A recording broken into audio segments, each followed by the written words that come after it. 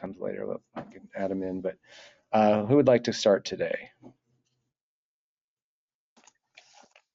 I can start, Jeff. Okay. We have plenty of time, so everyone should showcase this.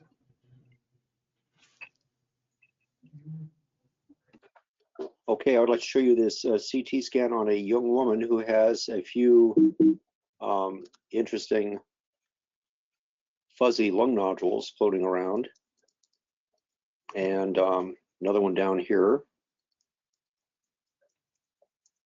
and then has a cyst or two. Sorry, more cysts coming up.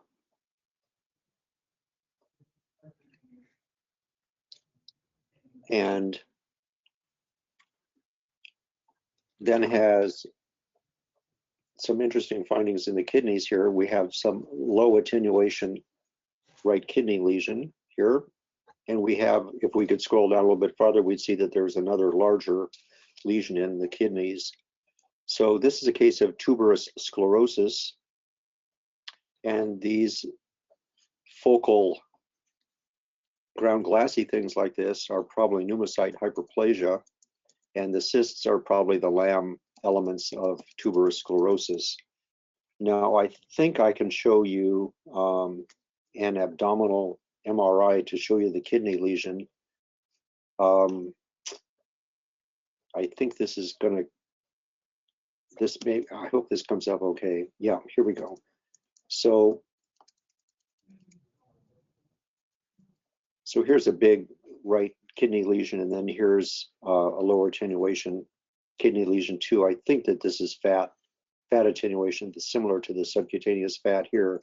So we have angiomyolipomas in the kidneys here, and we have cysts in the lung and focal pneumocyte hyperplasia probably as well in the lung. So all nice findings for tuberous sclerosis. Okay. Yeah, that's great. Just a few solid nodules. David, can you go back to the CT? Is there any fat in the myocardium?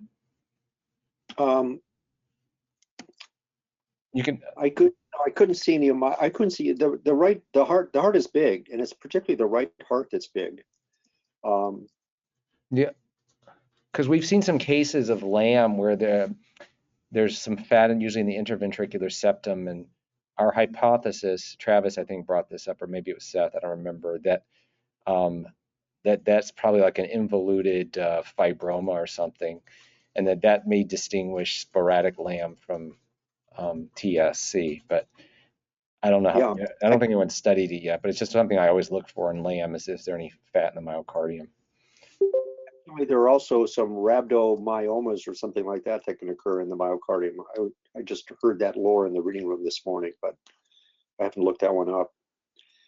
Nice. Okay, it's not surprising. I mean, it's an error in a tumor suppressing gene, so tumors are going to emerge. And I remember that somebody in the conference has shown myocardial lesions in this. Okay, then this person had heart failure and has, at this point, I think from an outside hospital, has an intra-aortic balloon in place. It could be advanced a couple of centimeters to get to the lower aspect of the arch. And then later had that replaced with an impella via the right axillary vein. So we have this cut down here and this impella in place. Now, there was a complication. There was a drop in hematocrit. And so further studies were undertaken here of the right axilla. And it will show that there is, I can show you this properly, there is a bit of a pseudoaneurysm here at the insertion site. And there's some low attenuation stuff here. This may be from a hematoma that's broken down and turned low attenuation. But pseudoaneurysm at the axillary insertion site evidently is a known finding. So there are some publications in this regard, but here's an example of this impella complication of pseudoaneurysm from insertion there. Yeah. Okay. And then another case of impella-related interest. We have this person with a big heart and sternotomy wires in place. And eventually this person got an impella. And at this point, I think you can see these faint vertical striations down here. On some other exams, it's intermittent, so it wasn't present on this exam. But if we go to this exam, you'll see it's even more intense. It looks like corduroy, looks like grid lines. So this artifact is related to some sort of electromagnetic interference with the digital imaging. So I wondered whether this had something to do with a Wi-Fi transmission. Our imaging plates send their data to our PACS using Wi-Fi from the patient's room. So I thought maybe this, maybe the electrical field associated with this spinning motor here on the impella was influencing the transmission. Turns out there's an article from Duke, and I wondered whether Travis knows this person, but this was presented at the AAPM meeting here, left ventricular assist device, LVAD, artifacts and digital radiography, and they talked about impella here specifically, I think, but they're talking about LVAD. So this, I think it was impella in this. But they pointed out that this did not occur with CR, and it occurred with the digital radiography plates. And it was unrelated to whether they used Wi-Fi or a wired connection to transmit the data. So it's probably an effect on the imaging plate itself rather than transmission of the data from the imaging plate where this happens. So it was impella. And I don't know whether they had a different LVAD. I think it was just the impella as the LVAD. I believe that I've seen this artifact in the old days, like 20 years ago, in people who had LVADs in place. So if you've got a spinning motor, you know, in the middle of the chest like this, you could get some interference with the function of the imaging plate. So they said it depended on how close the impella was to the plate and so forth. And it was not a factor, it was not affected by mode of transmission, but probably was affecting the plate itself. Okay, so just another thing to be aware of. Looks like grid lines. I like to call this corduroy artifact because I've been reading corduroy bear to my granddaughter. So that's what stimulated the corduroy analogy. David, we saw this with our HeartMate 3s. So our physicist and his two residents managed to get a HeartMate 3 from the manufacturer person to play around with, and they were able to recreate that artifact. And it's intermittent, and because we were trying to see if we could build a Faraday cage to get rid of it. But you're absolutely right; it's on the plate and not the transmission because you see it on the unit before you even send it to PACS. Got it. And it only happens on certain times, but it's apparently it's just the moving. These newer pumps use magnets to create a pulsatile effect and to run the pumps, and so I guess it creates an electric field or induces one in the equipment and causes that artifact. But it's not on you don't see it every time, so it has to do with, I think you said, the distance, and it just everything has to line up just right to make it work. I think these people talk about distance and also orientation of the wire. Okay. Wow, that's so interesting. I've not seen that myself. I probably have missed it, but I'll keep looking out for it. Okay, guys, that's it. Great, thanks. Can you send that paper on? I recognize the second name. That's Lacey Washington, who's at Duke, radiologist. I don't know the other folks. Okay. All righty, here. Let's see, Howard, you want to go next? All right. I'll make you the presenter.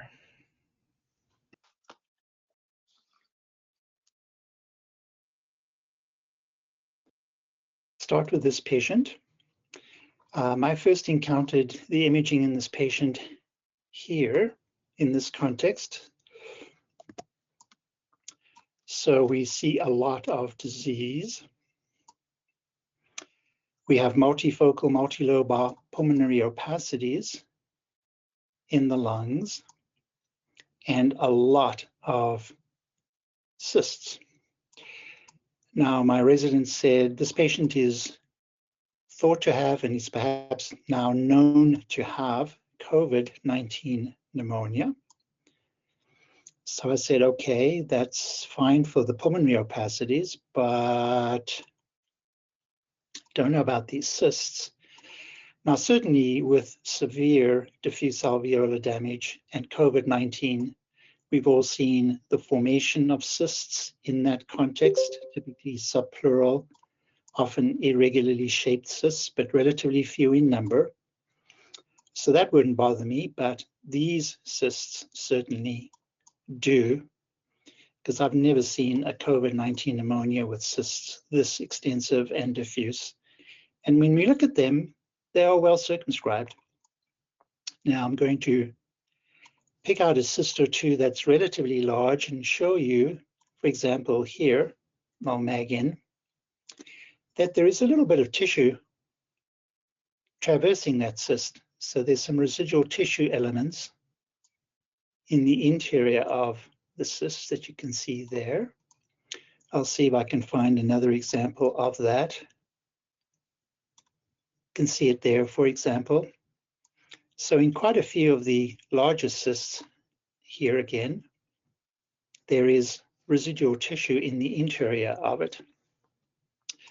So I said to the resident, any prior for comparison? Because this is really interesting. And they said, no prior chest CTs. And, for trainees that are listening to this, the question always is, are there any other imaging studies that are available that may have imaged the lungs, if only in part?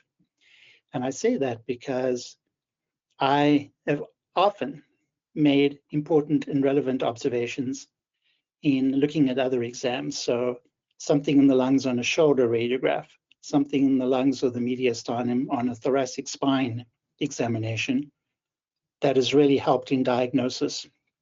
So I said, oh, let's have a look. And yep, there's some cervical spine CT, goes back to 2017. Let's check that out. Typically, we catch at least some of the lungs.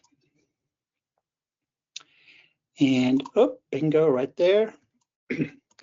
Now we know that the cysts are existent and we see their morphology rather nicely.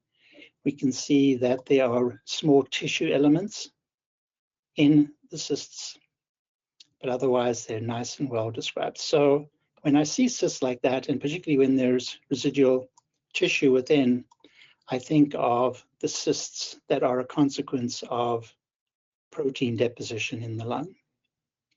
And the one we usually think of is Sjogren's syndrome, but certainly one may see that in a whole variety of both benign and malignant lymphoproliferative disorders. So I said, well, we've got to look at the medical record now, get some information about this patient. And patient has a history of CLL made quite a long time ago. The CLL is not being treated because the patient doesn't meet criteria for the treatment of it, but has had CLL for a long time, has had another tumor that was treated separately, but that's particularly relevant. Excuse me. So then we went on to see, okay, I know that I've seen this in the context of a whole variety of lymphoproliferative disorders. So we went and used a search engine and quite easily found a whole bunch of articles like this. So CLL is an entity that may be associated with a clonal proliferation of lymphoid cells that may secrete protein, including light chains. I have seen it in patients with myeloma, MGUS, Waldenstrom's macroglobulinemia. So this turned out to be a case that we figured out what was going on quite nicely, and were able to quite easily ascribe the cystic spaces to very likely the CLL. David, you like that one? I do. That's nice, Howard. And you make a really good point about comparisons not always being the same body part, but overlapping. Yep. That's the main utility for abdominal CT, as far as I can tell, is that it overlaps the lung bases. I mean, I don't know, David, you like seeing that spleen when we're talking about infections. Well, okay, I'll give you the spleen, but not the liver. All right. This is a very nice case. So this came to my attention in the context of the second hospital admission for this patient. So the patient had an acute respiratory illness, was admitted in January. No particular diagnosis was made then, although as I'll show you, they pretty much excluded an acute respiratory infection for the patient's presentation as best they could. He was discharged and came back about 4 weeks later with very similar symptoms, so the second admission. So let's take a look at the CT for that first admission.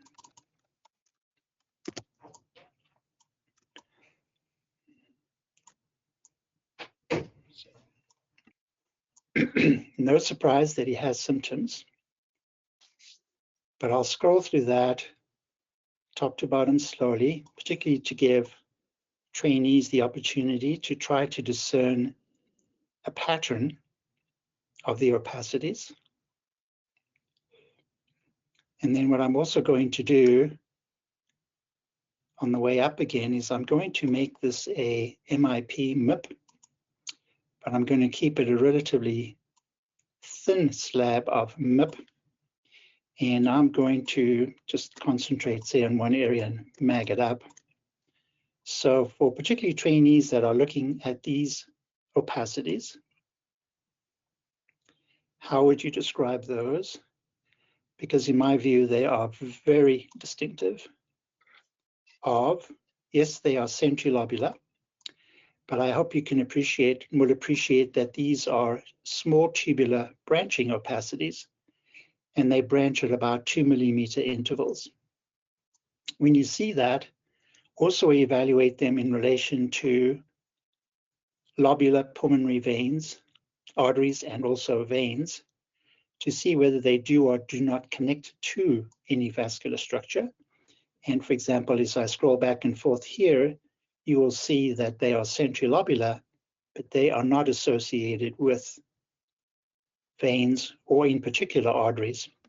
If we see branching opacities and we connect them up to arteries, as David has shown many times, we think of the entity of excipient lung. But this is a diffuse bronchiolar injury pattern, where we really have the bronchioles, but not so much the buds, but rather just the twigs, the branching twigs. I think this is a super nice example of the bronchiolar pattern. I describe as a bronchiolar pattern. And then I will show you that on the second admission, that it's not quite the same, but somewhat similar. Make sure I've got the right one. I have to go to here.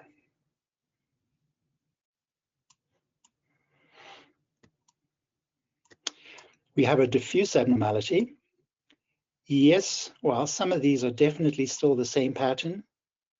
We also have, in addition to those, we also have some ground glass attenuating opacities, a little confluent, a little geographic, somewhat more ill-defined. So here's a nice example of E-valley. And they questioned the patient. They got a history of THC use, history of vaping, positive THC. So a really nice example of E-valley.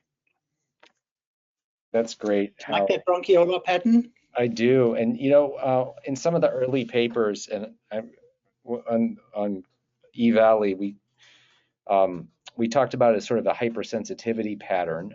Yours nodules are more discrete, but later studies that had some tissue, which weren't a lot, showed this to be organizing pneumonia. And I suspect that's what your case is just very airway centric. And I think Travis has shown cases, and maybe you have too, of synthetic marijuana as well, causing really bad bronchiolar pattern like this. Yeah. Yeah. That's very beautiful. nice. I love those MIPS. I mean, Yeah. that's textbook tree and bud. Yeah. So this Great. looks a lot like the DPB case that you showed a couple of weeks ago, Jeff. The what? The diffuse panbronchiolitis. Oh, yes, yes. But my patient also had some bronchiectasis in there, which was helpful, I think, and some mucus Right. plug. But yeah, it was Yeah. pretty extensive. A young woman, white woman from Wisconsin with diffuse panbronchiolitis. Mhm. So, Howard, one of the points, when the lesions are this crisp, as in Yeah. your case here, you know, the crispness is really good for this being arteriolar rather than bronchiolar disease. So I had that strongly in mind. But in the cases of excipient lung, they almost always have bad pulmonary hypertension. In your case, had a normal size of the pulmonary artery. Right. Right. So that's another helpful point in distinguishing, is it arteriolar or is it bronchiolar disease? Also, yeah. I find that carefully following some vessels from the periphery of the lung backwards or from the center towards these things, usually one can separate them with a little bit of back and forth, and establish that they're not actually associated directly with the lobular vessels. Got it. And they're in between vessels. What about the lymphadenopathy? Does that go with EVALI, guys? I've not seen much EVALI here. Anything, I would say anything that causes inflammation in the lungs gives you lymph nodes. Yeah. You wait, especially if you wait long enough. And I presume with EVALI, I mean, it depends, but it's probably a cumulative, and then something triggers it. But Mhm. yeah. Good. All right, here's a patient that I came across after the patient had had a surgical lung biopsy. So let me bring up two CTs. The one for comparison was done some years ago, so I just have 5mm section thickness to show you for those. So there's the timing, quite a few years. And let's start with this one.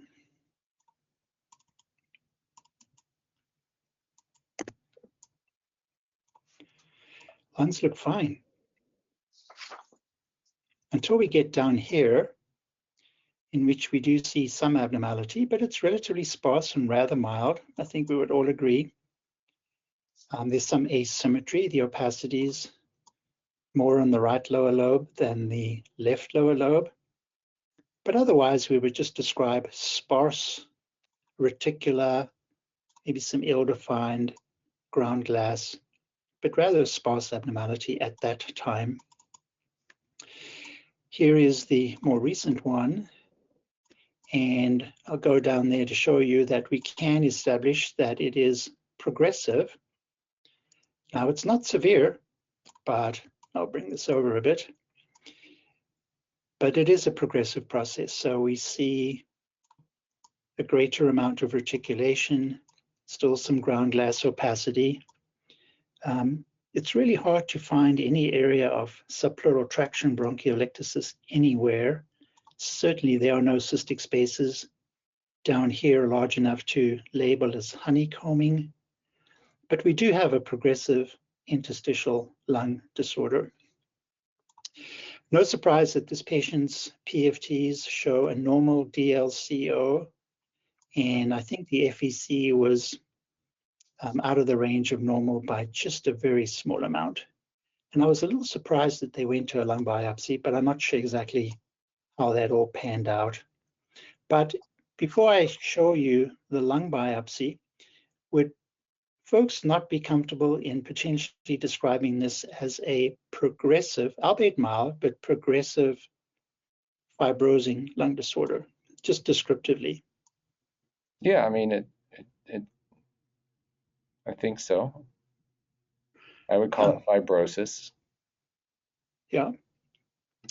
You know, for UIP, I would certainly label this as indeterminate, but especially I with would be comfortable asymmetry in that the it's, ground glass. yeah, but it's progressive. Now, some of the exams that have evaluated some of the antifibrotic agents, such as nintedanib, pirfenidone, for some of those clinical trials, some patients were eligible for treatment with one or both of those agents, with either one of those agents, on the basis of just imaging and history and pulmonary function tests. So from the point of view of imaging in those clinical trials, and there's one, I think it's called BUILD or BOLD, I forget the acronym, that evaluated nintedanib in patients with an imaging pattern suggestive of UIP, and they had criteria for UIP or non-UIP, and showed some benefit to the antifibrotic agent in both circumstances. And now we know that those agents are sometimes used in non-UIP patients, scleroderma, for example.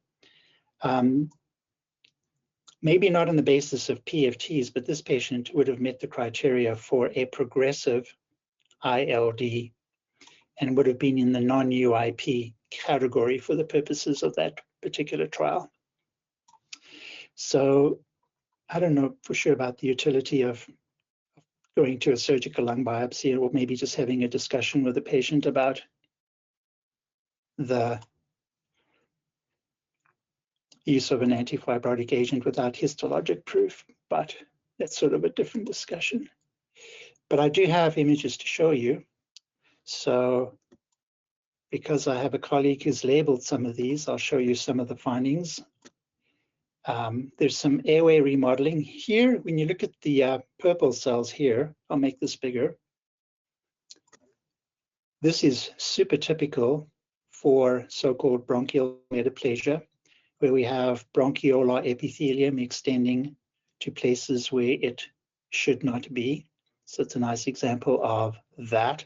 Some pathologists describe that with different words, usually bronchiolar metaplasia or airway remodeling. I can actually point out here for the notion of bridging fibrosis, but that is something that some pathologists talk about in patients with fibrotic HP. If they see a pattern of fibrosis that extends from airway to airway, instead of the fibrosis just being localized primarily in the peripheral portion of the pulmonary lobule. Let's see what else we have. We have granulomas. That's a MAG. Let's go to here. Sorry about that. So we had some occasional loose granulomas there. And we have a pattern of fibrosis that wasn't really typical for UIP, NSP-like fibrosis. Focally argues against UIP. And here we have some giant cells with cholesterol clefts. There's nothing about cholesterol clefts that is suggestive of any particular thing. And I don't think it always has to indicate, as far as I know, airway obstruction necessarily. But there are some imaging features here, some histopath features that suggested that a fibrotic HP was a more appealing diagnosis than any other particular fibrotic disorder. So I thought I would just show you some of these images. Those are nice photomicrographs there. And I don't think the patient, by virtue of history, had a known exposure to an identifiable potential antigen or antigens. Okay. This is a nice case. It's a patient with pulmonary hypertension. So of course, what's particularly noticeable here is the caliber of the pulmonary arteries. A big main pulmonary artery, big pulmonary arteries. Usually when I see this, I try to see if I can identify whether pulmonary veins are also dilated. Because when analyzing radiography, I'd like to teach residents that analyze the pulmonary vessels. I'd like to know if you think we have just dilated pulmonary arteries, or can we also tell whether pulmonary veins are dilated? If pulmonary veins are dilated and we have a balanced distribution of pulmonary blood flow and we're diagnosing pulmonary hypertension, it should make you think of a particular kind of pathophysiology, which I'll get to in a moment. So let's go on to look at a CT. And when I discuss cases with my trainees and we look at vessels, we can see the pulmonary arteries. So we look at those and yes, they're large, fine.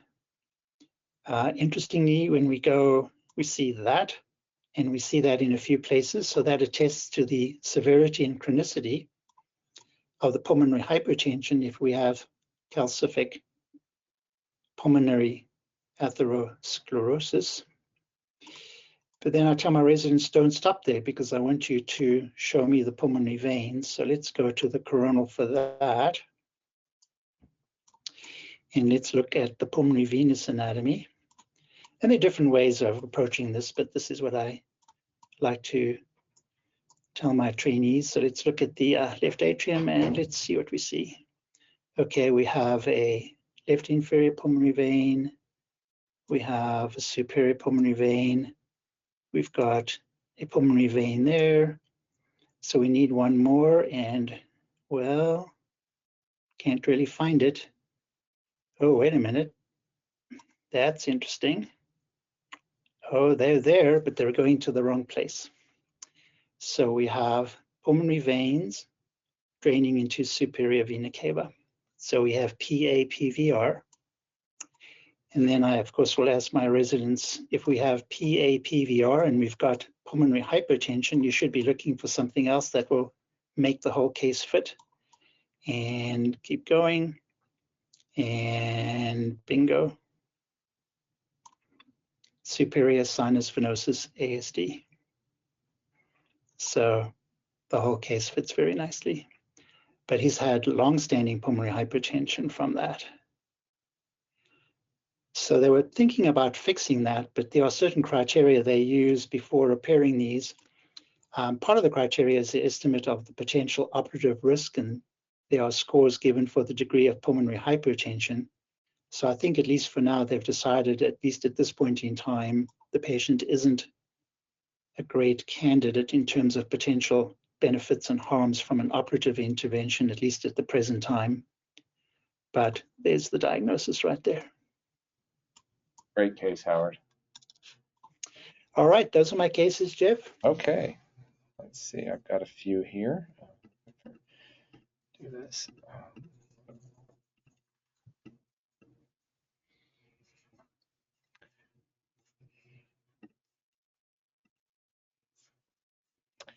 All right, let's start with this one.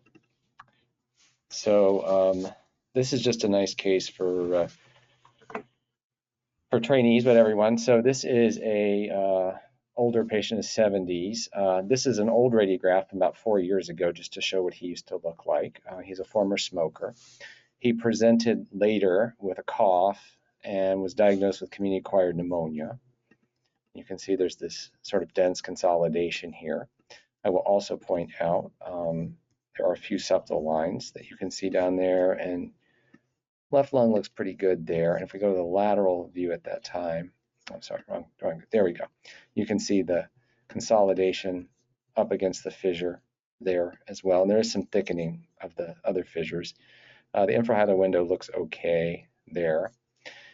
He got some rounds of antibiotics, didn't get better, so they sent him for a repeat radiograph, and I'll put them up side by side. So the button. There we go. So they're about what did they say, about 2 weeks apart, and you can see that this has gotten worse. There's more denser consolidation, and you can also see there's also some more septal lines down there. So unresolving consolidation. You got the wrong bug. You could think about blasto here, but also a mass. And so he underwent a chest CT. And what we see on the CT is quite extensive septal thickening. I'll make it bigger. You can see a background emphysema.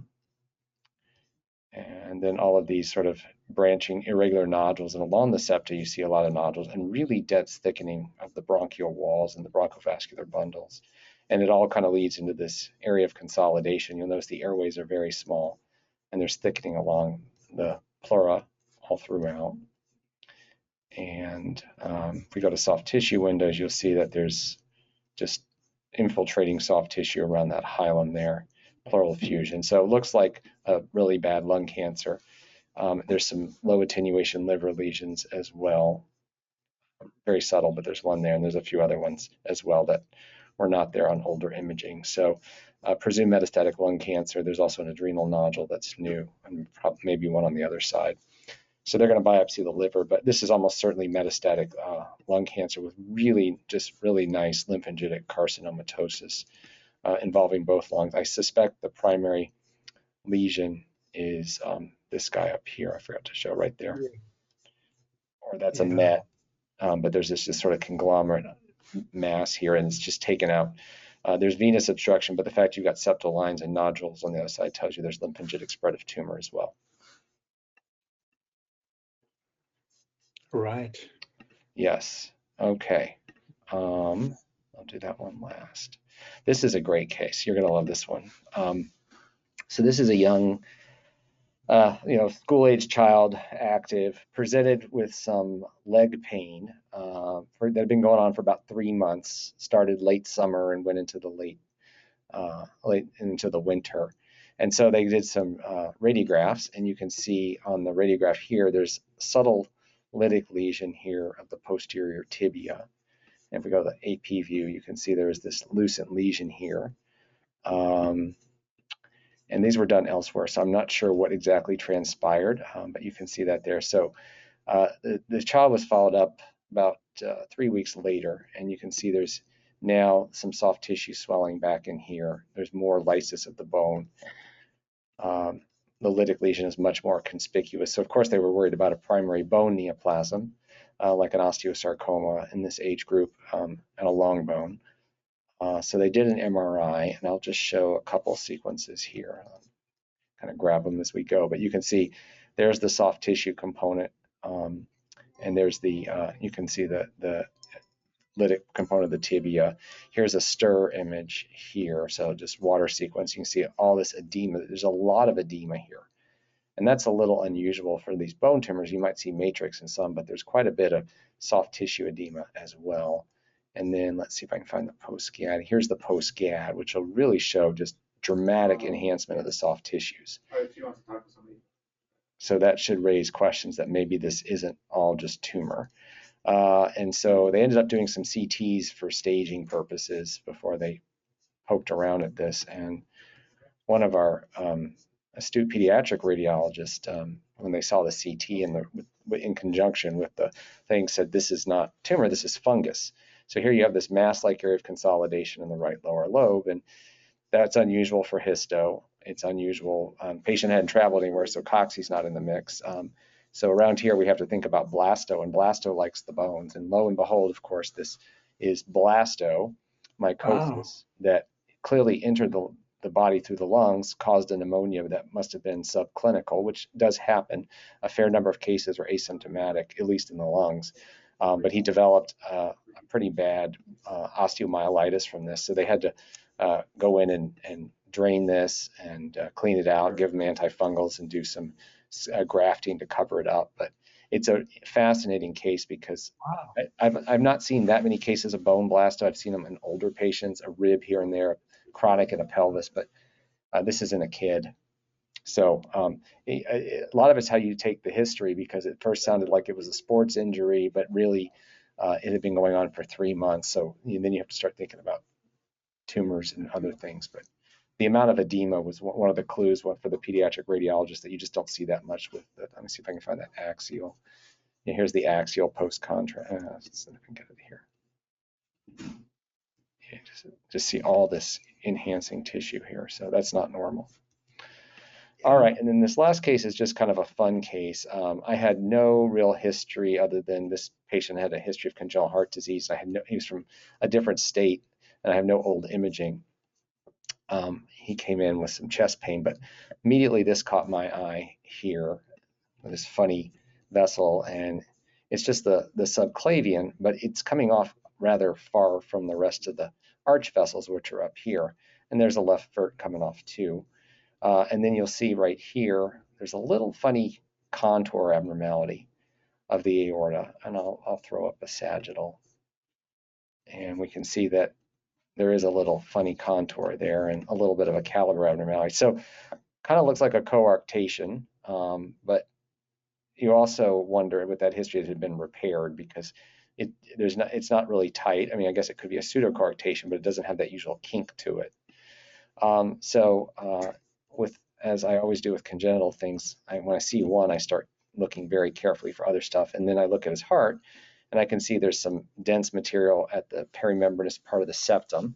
So, and then the right ventricle is big. So he doesn't have sternal wires, but his sternum was a little unusual looking. So I presumed he'd had, it looks like a VSD repair. And of course, with the coarc, you got to look at the aortic valve, and this one is a nice, thick, and partially calcified bicuspid valve. Then you follow the coronary arteries, and you see, okay, well, there's the right coronary artery coming off the cusp there. But what about a funny little angle there? But what about on the left here? There's this. So that's the left sinus of Valsalva, and you can see there's the left coronary coming off. So this is a sinus of Valsalva aneurysm as well. So there's another maybe acquired or congenital abnormality. And then we got to look at the pulmonary arteries. So looking at the pulmonary arteries, and I see this really funny branch right here off the interlobar, and it goes through the hilum and drops down into the basal right lower lobe, which is weird. And then of course you see this other vessel crossing, which looks really unusual, and that's going into the left atrium. So David, this is like your case from last week, where you have this posterior sort of, not really a chamber, but where the pulmonary veins come in from below, sort of a common antrum. But this is just a little mini one, because we see a normal pulmonary vein there, and then there's a superior vein up high. So there's this funny pulmonary vein coming in, this funny pulmonary artery coming in, and there's another pulmonary vein branch going down. And so just a lot of weird stuff. They did get some history from it. So he had a VSD repaired as a child, had a coarced repair. I think the repair is intact. I don't think they knew about this, but that's something they'll have to address. And then I don't know of an association of funny veins and funny arteries with anything. I guess it's all congenital heart, but why the pulmonary artery would branch funny doesn't make any sense to me. I don't think I've ever seen a vessel do that. I've not seen one like that before either. Oh. So the lesson, of course, is we come back to this, is when you see, and his liver is not happy, as you can see from all the right heart disease. That's another big problem, is when you see one congenital abnormality, of course, you got to look very carefully for the others. But these are of no clinical significance, but could have surgical implications if someone was going to do a lobe or something. But I just don't recall seeing funny arteries. I don't think I've ever seen that. So anyway, that was that. Sure. Okay, well, that is all I came across this week and late last week of any interest. So thanks for all the good cases. Let me see if anybody else has gotten all. I don't think they have. Nope. So hopefully Travis will be back. Peter said he should be back next week, so we will call it a day there. But thanks everyone. I'll talk to you later. Bye. Thank you. Bye-bye. Thanks everyone. Bye now.